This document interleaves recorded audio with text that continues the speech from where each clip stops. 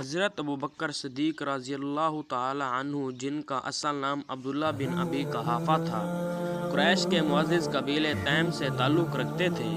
وہ 571 عیسوی میں مکہ مکرمہ میں پیدا ہوئے اور اپنے اخلاق، دیانتداری اور نرم خوئی کی وجہ سے بچپن اور جوانی ہی سے مشہور تھے۔ اسلام سے قبل بھی وہ اپنے قبیلے اور قریش کے درمیان عزت وقار رکھتے تھے۔ حضرت ابوبکر کا تعلق قریش کے ایک نہایت معزز اور اثر رسوخ رکھنے والے خاندان سے تھا۔ ان کے والد ابو قحافہ عثمان بھی مکہ میں ایک معزز بزرگ تھے۔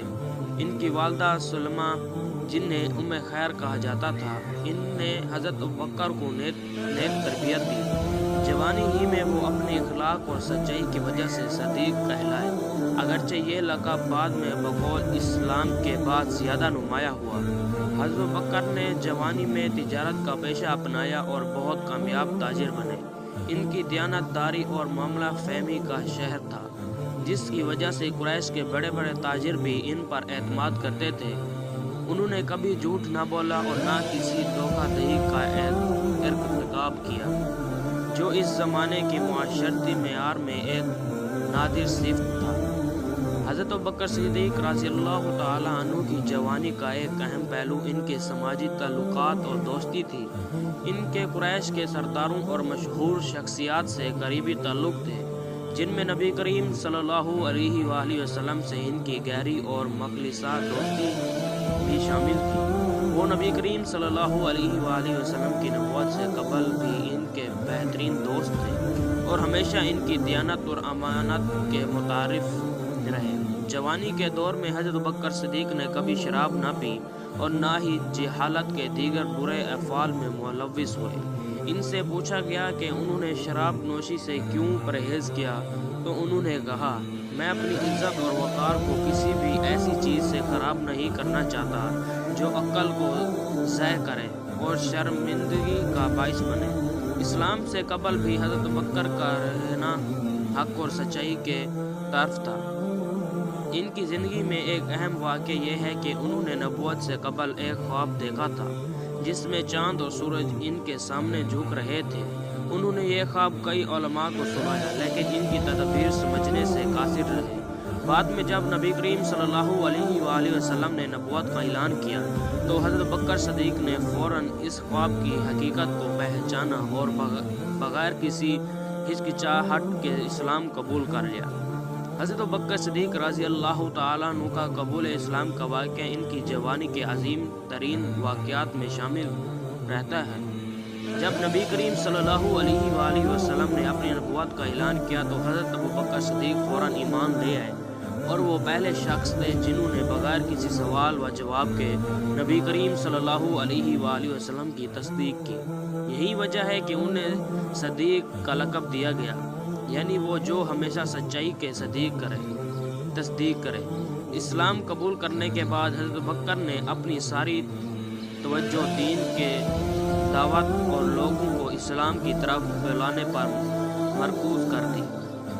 ان کی کوششوں سے کئی جلیل القدر صحابی اسلام میں داخل ہوئے، جن میں حضرت عثمان بن عفان، حضرت زبیر بن عوام، حضرت عبد الرحمن بن عوف، حضرت طلحہ بن عبداللہ اور حضرت سعد بن ابی وقاص رضی اللہ تعالی عنہ شامل ہیں۔ حضرت ابوبکر صدیق رضی اللہ تعالی عنہ کو اسلام قبول کرنے کے بعد کفار مکہ کی طرف سے شدید مخالفت کا سامنا کرنا پڑا، لیکن ان کا ایمان معتدل نہیں ہوا۔ ایک موقع پر جب قریش نے نبی کریم صلی اللہ علیہ وآلہ وسلم کو بیت اللہ کے پاس اذیت دی تو حضرت ابوبکر وہاں پہنچنے اور دشمنوں سے نبی کریم صلی اللہ علیہ وآلہ وسلم کا دفاع کیا۔ اس موقع پر انہیں بھی سخت تشدد کا نشانہ بنایا گیا، یہاں تک کہ وہ بے ہوش ہو گئے۔ ہوش میں آنے کے بعد ان کا پہلا سوال یہی تھا، رسول اللہ صلی اللہ علیہ وآلہ وسلم کا کیا حال ہے؟ حضرت ابوبکر صدیق رضی اللہ تعالی عنہ اپنی دولت کو ہمیشہ اللہ کی راہ میں خرچ کرتے تھے۔ غلاموں کو آزاد کرنا ان کا خاص مشغلہ تھا۔ حضرت بلال حبشی رضی اللہ تعالی عنہ کو کفار کے ظلم سے نجات دلانے کے لیے انہوں نے بھاری رقم ادا کر کے آزاد کرا دیا۔ اسی طرح کے کئی اور غلام بھی ان کے سخاوت کی بدولت آزاد ہوئے۔ جوانی کے اس مرحلے پر حضرت بکر صدیق نبی کریم صلی اللہ علیہ وآلہ وسلم کے ساتھ ہجرت مدینہ کے لیے بھی تیار ہو چکے تھے۔ انہوں نے اس سفر کے لیے 2 اونٹ کا بندوبست کیا اور کئی ماہ تک نبی کریم صلی اللہ علیہ وآلہ وسلم کے ساتھ مل کر ہجرت کی تیاری کی۔ جب ہجرت کا وقت آیا تو نبی کریم صلی اللہ علیہ وآلہ وسلم نے انہیں اپنا رفیق سفر چنا، اور اس واقعے نے ان کی قربانی اور محبت کو مزید نمایاں کر دیا۔ ہجرت کے دوران غار ثور کا واقعہ حضرت بکر صدیق رضی اللہ تعالی عنہ کی بے مثال وفاداری اور نبی کریم صلی اللہ علیہ وآلہ وسلم سے محبت کا ثبوت ہے۔ جب کفار مکہ نبی کریم صلی اللہ علیہ وآلہ وسلم کی تلاش میں غار ثور تک پہنچ گئے تو حضرت بکر صدیق نبی کریم صلی اللہ علیہ وآلہ وسلم کی سلامتی کی فکر لاحق ہو گئی۔ انہوں نے کہا، یا رسول اللہ، اگر انہوں نے ہمیں دیکھ لیا تو ہم پکڑے جائیں گے۔ نبی کریم صلی اللہ علیہ وآلہ وسلم نے فرمایا، غم نہ کرو، اللہ ہمارے ساتھ ہے۔ حضرت بکر صدیق رضی اللہ تعالی عنہ کی جوانی کا دور ان کی شخصیت کی تعمیر کا بہترین وقت تھا۔ اس عرصے میں ان کی دیانتداری، صداقت، سخاوت اور نبی کریم صلی اللہ علیہ وآلہ وسلم کے ساتھ ان کی گہری محبت نمایاں ہوئی۔ ان کی زندگی کا یہ حصہ ہمیں سکھاتا ہے کہ کسی طرح ایک فرد اپنی زندگی کے ابتدائی سالوں میں اعلیٰ اقدار اپنا کر نہ صرف اپنے معاشرے میں مقام حاصل کر سکتا ہے بلکہ بعد میں ایک عظیم مقصد کے لیے غیر معمولی خدمات بھی انجام دے سکتا ہے۔ حضرت بکر صدیق رضی اللہ تعالی عنہ کی جوانی کا دور اسلامی تاریخ میں ایک مثالی کردار کا حامل ہے۔ ان کی شخصیت کا ہر پہلو، چاہے وہ تجارت ہو، دوستی ہو یا دین کے لیے قربانی، ایک مکمل انسان کی تصویر پیش کرتا ہے۔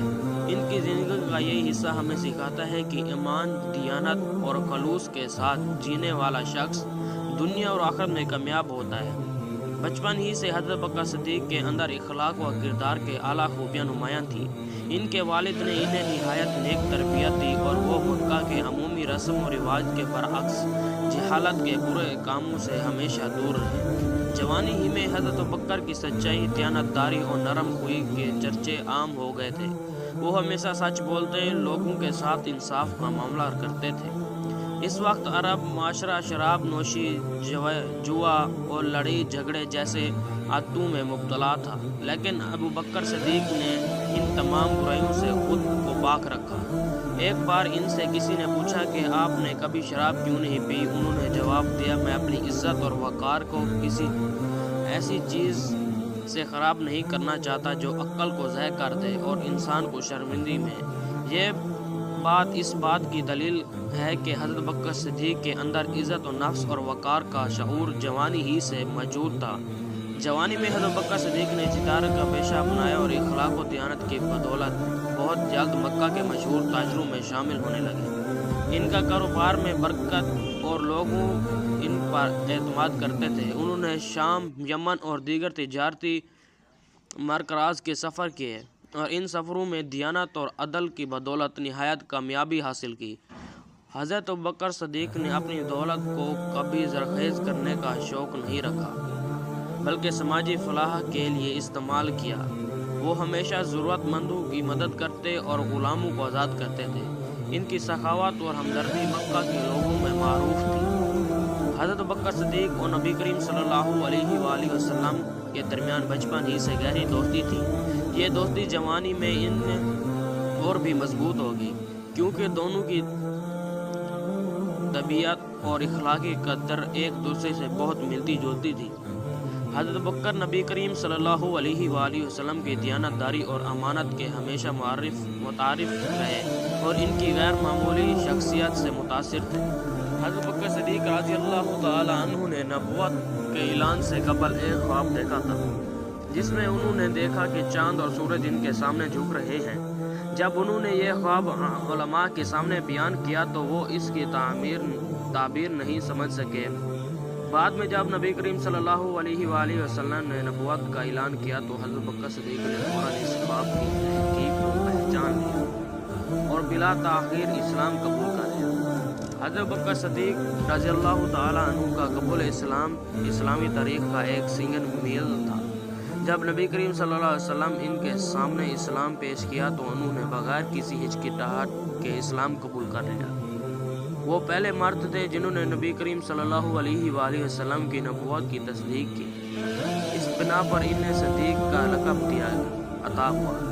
حضرت بکر نے اسلام کے ابتدائی دور میں کئی عظیم شخصیات کو اسلام کی دعوت دی، جنہوں نے ان کے ساتھ ہاتھ پر اسلام قبول کیا، اور ان میں حضرت عثمان بن عفان، حضرت زبیر بن عوام، حضرت عبد الرحمن بن عوف، حضرت سعد بن ابی وقاص اور حضرت طلحہ بن عبد رضی اللہ تعالیٰ عنہ شامل ہیں۔ یہ سب بھی اسلام کے عظیم ستون بنے۔ اسلام قبول کرنے کے بعد حضرت بکر صدیق کو کفار کی مکہ کی طرف سخت مخالفت کا سامنا کرنا پڑا۔ ایک بار انہوں نے نبی کریم صلی اللہ علیہ وآلہ وسلم کو بیت اللہ کے پاس کفار کے ظلم سے بچانے کی کوشش کی تو کفار نے ان پر تشدد کیا، اس قدر مارا کہ وہ بے ہوش ہو گئے۔ جب ہوش آیا تو سب سے پہلا سوال یہ کہ رسول اللہ صلی اللہ علیہ وسلم کا کیا حال ہے۔ یہ واقعہ ان کی نبی کریم صلی اللہ علیہ وآلہ وسلم سے محبت اور قربانی کی اعلیٰ مثال ہے۔ حضرت بکر صدیق رضی اللہ تعالی عنہ نے اسلام کی ابتدا دور میں کئی غلاموں کو آزاد کروایا، جنہیں کفار مکہ ظلم و ستم کا نشانہ بناتے تھے۔